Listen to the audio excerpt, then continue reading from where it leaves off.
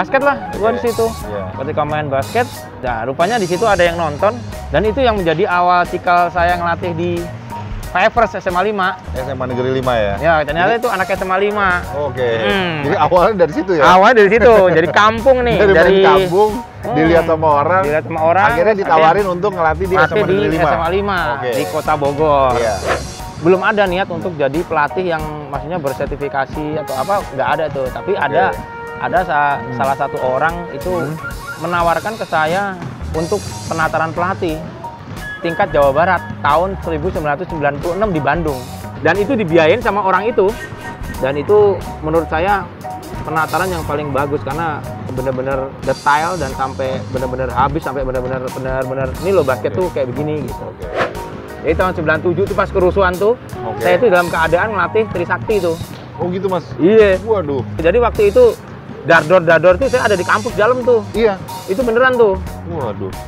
97 tuh, karena saya kan rambutnya cepak mulu tuh. Jadi dikiranya polisi waktu itu, saya jadi ditodong mahasiswa, suruh naik ke atas gua. Oh gitu?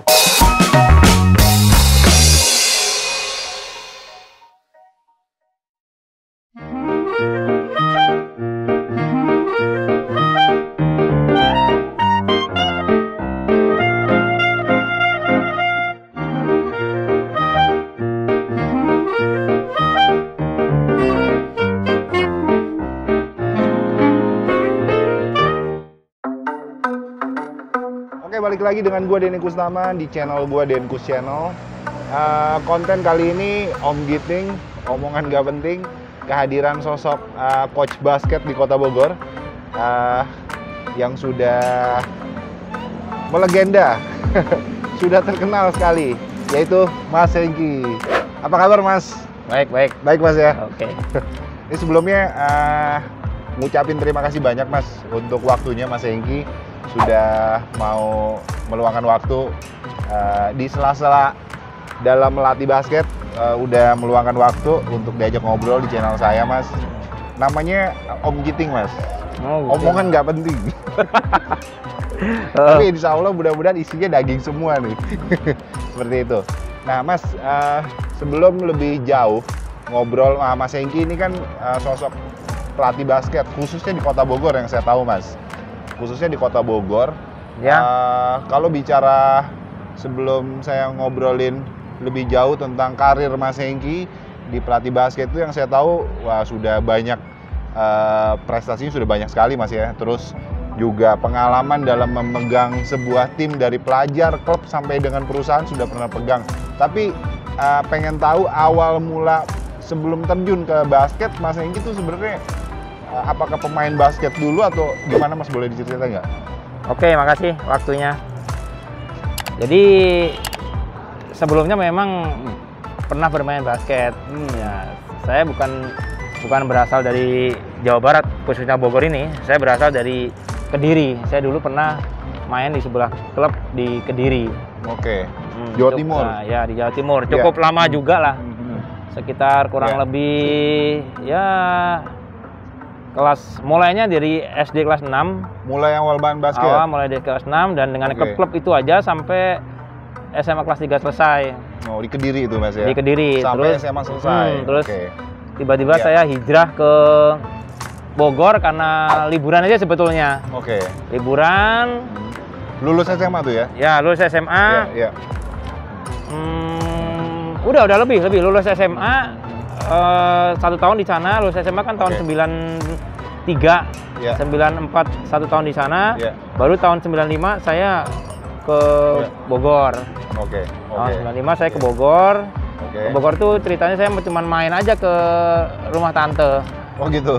Ceritanya. Iya, ceritanya. Nah, tante itu ada di Bekasi sebetulnya, cuman karena saudara ada banyak yang di Lido dan di Cisarua di puncak tuh. Oh iya.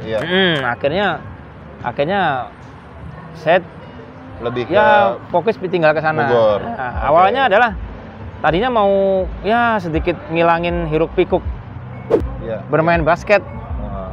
Ternyata main basket juga. Gara-garanya ya itu ketemu ketemu lapangan lagi. Tepatnya dulu tuh di lapangan ini. Sebuah lapangan kecil di Hotel Usu dulu di Cisarua tuh. gitu ya. Nah ketemu latihan ketemu main basket itu udah nama juga mantan pemain. Iya. Main basket lah gua di situ. Iya. Ketika main basket, nah kok enak, seneng dan tuh, nah rupanya di situ ada yang nonton. Salah satu anak itu ada yang nonton. Dan itu yang menjadi awal cikal saya ngelatih di Pavers SMA 5. SMA Negeri 5 ya? Ya, ternyata itu anak SMA 5. Oke. Jadi awalnya dari situ ya? Awalnya dari situ, jadi kampung nih. Dari kampung, dilihat sama orang. Akhirnya ditawarin untuk ngelatih di SMA Negeri 5. SMA 5 di Kota Bogor. Iya. Nah, awalnya masuk di Itu tahun berapa, Mas? Tahun kurang lebih itu saya masuk ke SMA 5 itu tahun tanggal 20 Agustus 1995. Masih hafal ya? 20 Agustus Ya. 1995. 1995. Itu mulai Itu yang resminya saya di surat tugas saya ngelatih tim untuk kejuaraan SMA 5 itu SMA 20 Agustus ya, 1995 tahun 95. di Depok. Awal mula SMA 5 bertanding di sana dan itu Oh gitu. juara 1 di sana. Juara 1 ya? Di pertama tuh awal. Oke. Ya, tapi sebelumnya kan itu kan awal surat resminya. Sebelumnya kan udah latihan. Sebenarnya latihan-latihan biasa dulu gitu. Nah, di situ tahun 95 terus saja berkarir di Pavers ya, SMA Negeri 5 Bogor 5 Bogor. Berkarir terus sampai suatu ketika itu ada pertandingan, waktu itu kita final di lapangan Gor Pajajaran yang di luar. Kita final Liga SMA di SMA 5 juga itu final. Kalau nggak salah kita final itu kita kalah jadi juara 2 deh kalau nggak salah, juara 2 seperti itu. Dan ketika itu ada yang ngelihat temen bahwa loh kok kenapa ada di Bogor gitu. Temen masih heran kenapa kita tahu-tahu saya ada di Bogor, padahal kan asal saya kan dari Kediri, bukan dari Bogor kan. Nah, makanya itu loh, kok ada di Bogor.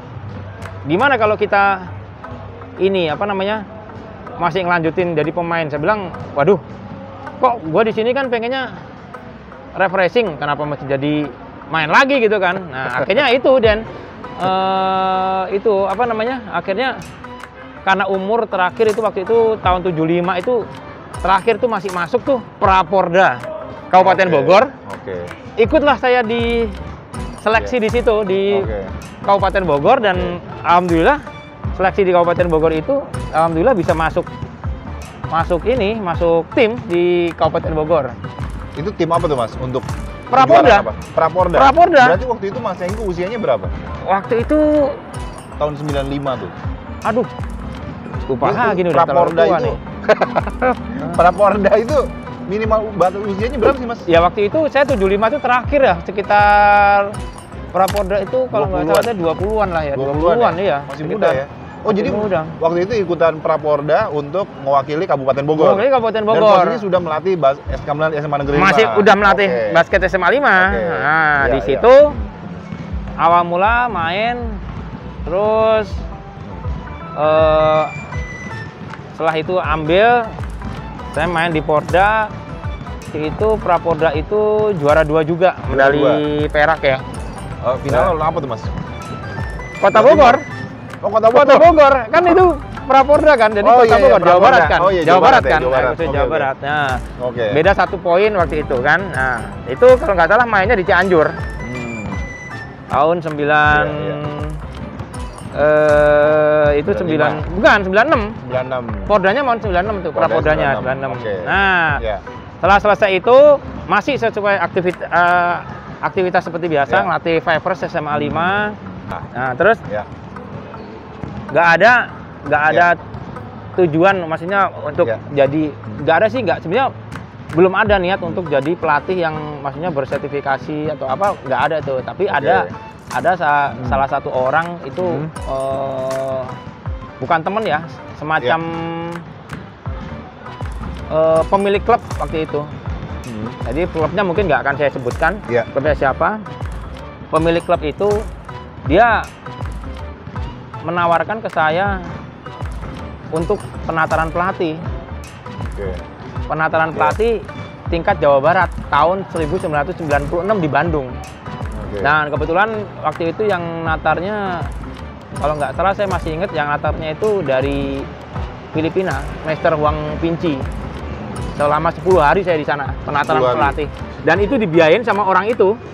Oh gitu ya. Dibiayain mulai dari hotel, semuanya dibiayain sama orang itu. Oke. Nah, 10 hari Mas. 10 hari di Gedung Trilomba Juang, Iya, iya. Bandung. Oke. Di situ Sorry Mas, potong. Tapi secara pendaftarannya ada biayanya juga selain dari biaya penginapan, transportasi dan lain-lain. iya, semua udah ditanggung sama dia, dikasih semua. Jadi saya nggak tahu lo gue biayain buat Oh, penataran oke. tuh, ya itu Iya, suatu iya. apa ya, maksudnya keberuntungan saya Iya, gitu. iya. Maksudnya Itu awalnya sekali. awal sekali tuh tahun 96. 97. Oh, 96. Oke. Tahun 96 di Bandung. Kebetulan Oke. yang natarnya tuh Master Huang dari Iya. Filipina tuh dulu. Dan itu menurut saya penataran yang paling bagus karena bener-bener detail dan sampai bener-bener habis, sampai bener-bener ini loh basket Oke. tuh kayak begini gitu. Oke. Jadi itu yang penataran pertama yang paling ngebekas tuh Iya, iya. itu. Waktu itu kan masih belum ada lisensi ya. Masih Oke. sertifikat bentuknya. Oh, dulu sertifikat Mas. ya? Sertifikat, belum ada lisensi. Oke. Lisensi itu ada tahun 2000 ke sana lah pokoknya. Oke. Oke. Nah, di situ. Nah, setelah itu saya penataran, setelah saya selesai Iya. penataran itu kan saya udah level Jawa Barat berarti. Iya. Selesai penataran itu saya pegang tim ini apa? Candiakala. Candiakala Bogor yang punya cabang Jakarta dulu itu. Itu apa klub Mas? Klub Klub. yang Oke. itu orangnya itu yang biayain saya itu klubnya itu. Oh, gitu. Oh. Dia kalah Bogor. Dulu Oke. tuh. Nah, itu yang pemain-pemainnya yang Alek dan kawan-kawan itu. Oh, dulu iya, tuh. iya, Nah, iya. itu. Oke, oke. Nah, pas udah itu mungkin nggak bertahan lama ya. Nggak bertahan lama tahun 97. Tapi ini SMA 5 tetap berkarir terus Oke, itu, terus tetap ya. jalan sambil dari tahun 97 itu karena udah punya sertifikasi dan udah legal kan ininya. Jadi saya tahun 97 itu sempet dapat tawaran untuk ngelatih di mahasiswa. Jadi tahun 97 itu pas kerusuhan tuh, Oke. saya itu dalam keadaan ngelatih Trisakti tuh. Oh, gitu Mas. Iya. Waduh. Oh. 97. Iya, 97 tuh. Jadi waktu itu Dardor tuh saya ada di kampus dalam tuh. Iya. Itu beneran tuh. Waduh. 97 tuh, karena saya kan rambutnya cepak mulu tuh. Jadi dikiranya polisi waktu itu, saya jadi ditodong mahasiswa, suruh Masa? naik ke atas gua. Oh, gitu. Ini bukan, ini pelatih lo nih, gitu. Akhirnya Oke, gua oke. ke atas tuh, gua Oke, ngumpet oke. sampai Oke, oke. kurang lebih sampai selesai jam 5, baru saya pulang. Waktu itu pulang ke Sukabumi. Oke. Oke. Itu awalnya ngelatih mahasiswa, ngasih Trisakti sekitar kurang lebih ya 6 sampai 7 bulanan lah. Oke. Saya Sempat ikut kejuaraan dulu.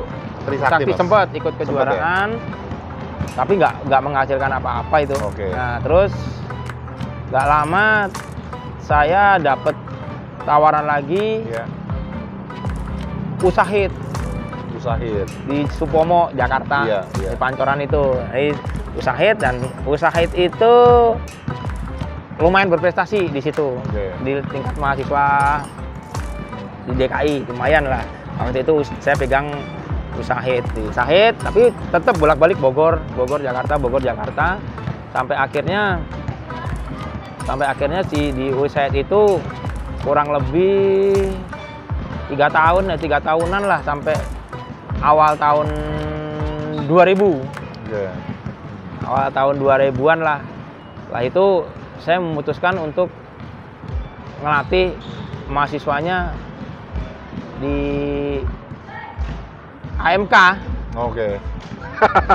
ya kan? Nah, di AMK AMK aja. Kesatuan, tapi Oke. Nah, di AMK juga ngelatih IPB juga. IPB. Oke. Tapi IPB kan masih belum Iya. bisa ke Iya. Liga Mahasiswa waktu Iya. itu. Jadi Oke. juniornya IPB lah. Iya. IPB terus sampai berlanjut, sampai singkat cerita itu saya akhirnya tahun 2000 Iya. 2000 itu 2000 saya ngelatih lagi ke Jakarta di Oke. Jakarta International Business di Jakarta Industrial Business. Pulau Gadung, Oh, gitu. GBES namanya. Gibes. tempatnya di Pulau Gadung. Jadi khusus Oke. orang Chinese semua. Oke. Nggak ada kita non. Iya, iya. Jadi Oh, bukan ininya pribumi. nggak ada ya? Nggak ada pribumi. China Jadi semua ya? Chinese G-base. semua. Jadi orang ini semua orang apa rambutnya gondrong-gondrong Chinese. Oh gitu ya? Ini apa namanya? Itu mahasiswa mas? Mahasiswa Chinese Pontianak segala macam gitu. Jadi ngomongnya juga bahasa-bahasa Chinese. Akhirnya di situ bisa berprestasi tuh dari mulai divisi 2 Pralibama, divisi 2 sampai divisi 1 tuh kita juara-juara tuh. Oh gitu ya? Iya. Wih bagus dong ya. Itu keren. Berapa tahun tuh mas di situ? G-Base? 6. 6 tahun? Wih lama ya? Lama juga tuh itu. Sampai 6 tahun tuh. Oke. Kurang lebih 6 tahunan di Nah, situ. dalam karir Mas Hengki itu dari megang klub, pelajar sampai ke tingkat mahasiswa, itu kan udah sempat ngejalanin ini mas, yang apa penataran. Berapa kali mengikuti penataran pelatih mas, selama sampai terakhir di G-Base tuh? Hanya yang di Bandung aja? Iya, yang di Setelah itu Bandung kan, itu. kata Mas Hengki ada namanya berubah dari sertifikat menjadi lisensi. Waktu itu masih sertifikat tahun 2001. 2001 ya? 2001 saya ikut penataran Iya. pelatih nasional A2 nasional. Oke. Nanti sertifikatnya 2001 ada. itu baru ikutan tuh? 2001, dari 5 Lisensi. tahun setelah 96, 96. 5 tahun setelah itu ikut Ikutan penataran penataran nasional. A2 nasional A2 ya? di Century. Century, Jakarta. Ya, selama Oke. kurang lebih sama 8 hari juga. Oh gitu ya? Hmm. Oke. Oh langsung nasional. Jadi ketika sudah mendapatkan lisensi itu sudah menjadi pelatih nasional lah ya begitu ya? kurang Iya, lebih ya? jadi bukan. Harapnya. Jadi gini, waktu itu saya masuk itu 2001 itu masih berupa sertifikat, belum ada Oke. lisensi. Oke. Dan setelah itu, karena kan waktu itu pelatih nasional itu harus di-upgrade terus ya tiap tahun. Oke. Upgrade-nya keluar Jawa Iya. ke adanya di mana Kalimantan, Iya. ini kayak gitu. Iya. Nah, karena saya nggak bisa ikut, Iya. toh saya juga waktu itu cuman pegang tim Kobatama itu Iya. Pra Kobatama ya. Pra Kobatama itu Satria Pajajaran ya. SP, SP Satria Pajajaran dan juga Bogoraya cuman Iya. ini aja di Bogoraya. Nah itu karena ini dan apa namanya saya nggak pegang, akhirnya lisensinya jadi udahlah ngapain sih nggak pegang itu, ya udah lisensi dibiarin 5 tahun tuh hangus saja, jadi nggak Oke. diiniin. Akhirnya Iya. akhirnya sampai sekarang pun yang saya perpanjang itu, maksudnya yang resmi punya lisensi itu yang Jawa Barat aja B, yang saya tetap pegang Oke, lisensinya. Ya oke. kan sekarang kan musim lisensi ya. Oke. Saya pegang B-nya aja karena Oke. mungkin sertifikasinya untuk nasional ya saya nggak pegang tim Kobatama lagi ya. Kobatama ya. Inilah Oke. biayanya kan besar juga, Oke. tapi ya udah saya nggak pegang tim itu. Jadi Iya. kalau masalah keilmuan mah Iya. kepegang lah kalau. Iya, iya. Iya. Nah, situ sempet tahun 2015 ikut coaching klinik FIBA Asia level 2. Coaching klinik FIBA Asia level 2. Di Tangerang. Ikut di Tangerang, di situ yang penatarnya Master Fadi Saban dari Jordania. Oh gitu ya. Yang tadi fotonya tuh. Dari Yordania itu ya saya. Oke. Nah, terus lanjut 2017 FIBA level 3 di Bandung. FIBA level 3. Di Bandung dengan pelatih dari Asia juga. Dari Dari Asia. Asia, pelatih itu dari Asia. Oke. Nah, terus setelah itu sampai sekarang baru itu yang paling tinggi itu paling. Oke, oke. Nah, Mas sebenarnya kalau misalnya dalam apa namanya mengikuti penataran itu baik nggak sih sebenarnya buat seorang pelatih basket? Oh, Apakah harus. Wajib ya? Wajib harus. Oke.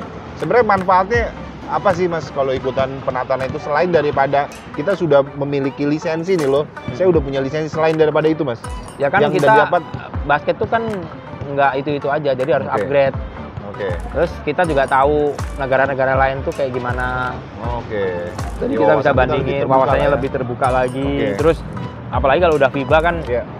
dari mulai A sampai Z itu kita Iya. tahu semua Iya. kayak gimana. Terus Oke. standarisasinya kayak gimana, tim Oke. ini fisiknya gimana, tim kita Oke. gimana. Iya. Jadi kita lebih tahu semuanya Oke. tentang itu. Jadi itu memang penataran ataupun coaching klinik itu harus, nggak Oke. boleh enggak. Oke. Apalagi buat pelatih muda, saya aja yang umur segini masih Iya. terus itu. Perlu ya. Perlu. Tapi kalau misalnya ketika pelatih itu memegang klub atau ya salah satu tim tertentu, apakah wajib Mas untuk memiliki sertifikat itu? Wajib apalagi sifatnya? dasar. Oke. C kan dasar pertama C kan. C. C itu harus wajib. Nah. Yang itu harus terbaik. Jenjang dari sertifikat, bukan sertifikat, lisensi itu pertama tuh apa sih Mas? Pertama tuh C. Nah, C. Terus sekarang ini B. B. B itu daerah masing-masing. B Oke. itu udah bisa PON katanya sekarang ini. Oke. Terus A. dulu tuh ada A2, A1, tapi sekarang mah A saja. Oke. Jadi dari C, B ke A. A Mas, ya? terus ke FIBA. Oh, FIBA. Kalau Mas Enggi ini udah sampai ke Terakhir. FIBA. FIBA tapi Mas Engki itu FIBA itu teh sertifikasi keilmuan ya.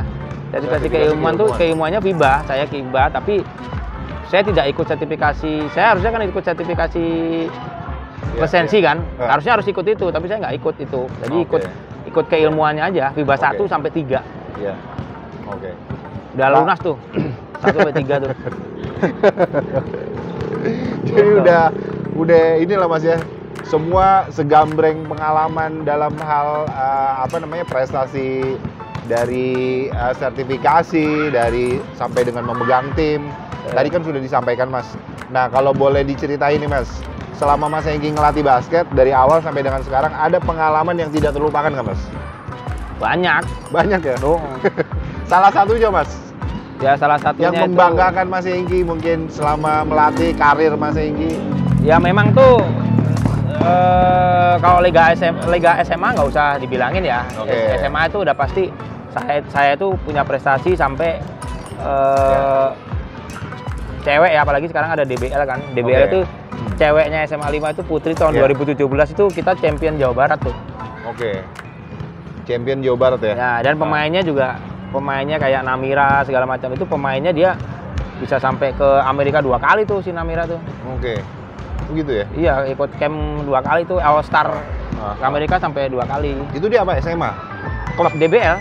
Oh, DBL ya? DBL Oh, DBL tuh dari pelajar ya? Pelajar ya? Pelajar gitu. Dan prestasi-prestasi. Posisinya dia masih SMA atau SMP? SMA lah. Oh, SMA ya? SMA. Kalau DBL tuh SMA. SMA maksimal ya? Maksimal SMA. Oke. Masih iya, SMA. Iya.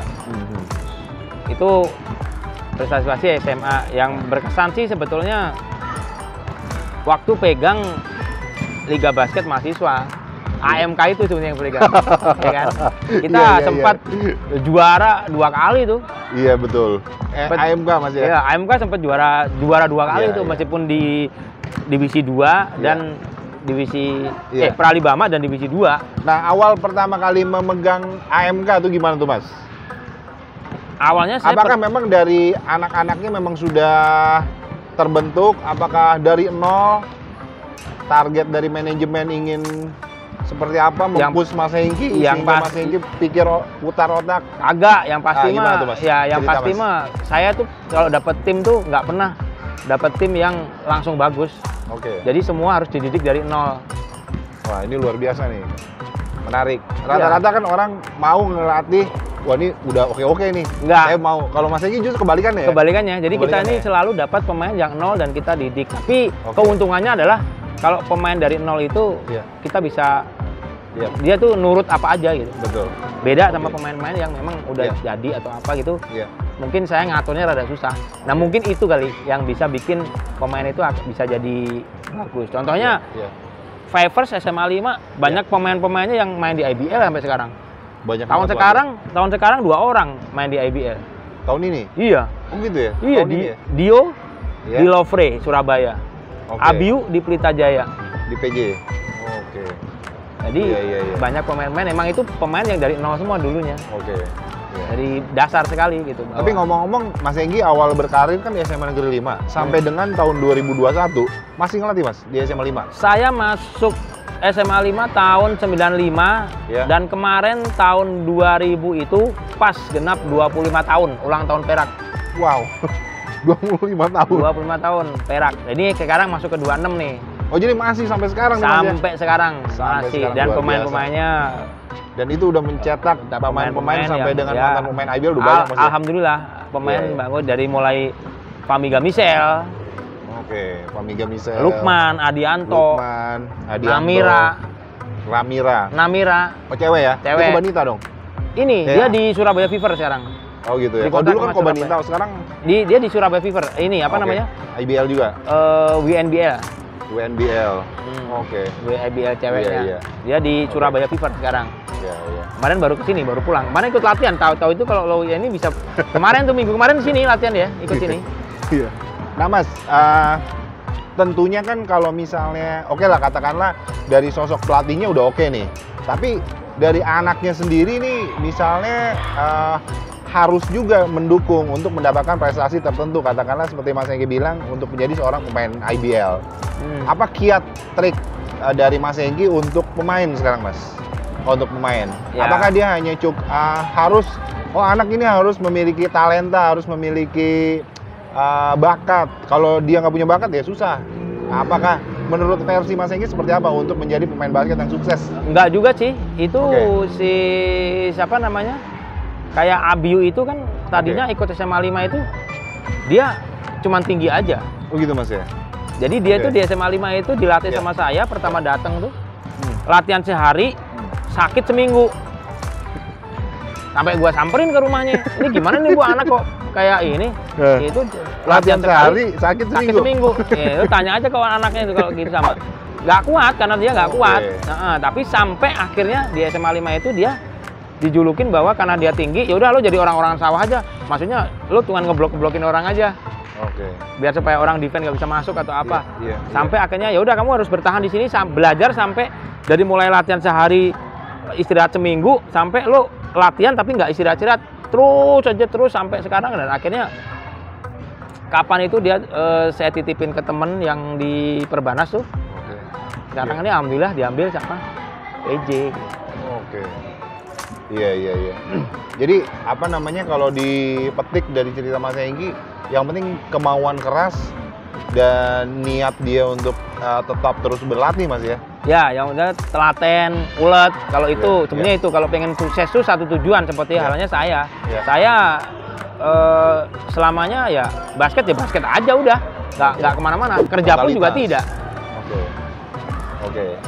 Jadi kalau Mas Hengki benar-benar mengabdikan diri Mas Hengki untuk menjadi pelatih basket khususnya di Kota Bogor Mas. Ya, segitu aja masih kayak gini-gini aja gitu. Orang bilang sukses tapi ya biasa-biasa aja begitu. Tapi saya terus terang yang saya utamakan adalah pembinaan dari usia dini yang bagus gitu. Makanya dasar itu penting. Nah, kalau misalnya dasar bermain basket itu awalnya seperti apa sih Mas kalau dalam ilmu kepelatihan Mas Hengki? Bagusnya seorang pemula yang dia dari nol, itu bagusnya dia apakah dia harus banyak kan misalnya katakanlah ada orang yang pengen main basket, saya lebih baik ikut-ikutan dulu aja main-main basket itu. Nah, sebenarnya harusnya seperti apa kalau secara ini kepelatihan? Kalau secara pelatihan ini sebenarnya yang penting anak itu mau. Anak itu mau dan senang. Yang kedua, keadaan kondisi fisiknya. Fisiknya mumpuni atau tidak, nanti kita latih kayak gitu. Yang ketiga, baru kita postur. Belum tentu juga postur badannya tinggi dia mau main basket. Betul. Kebanyakan di Bogor posturnya pendek-pendek justru yang sering main basket. Makanya untuk pelatih nggak boleh, pelatih itu nggak boleh nggak cari orang tinggi aja.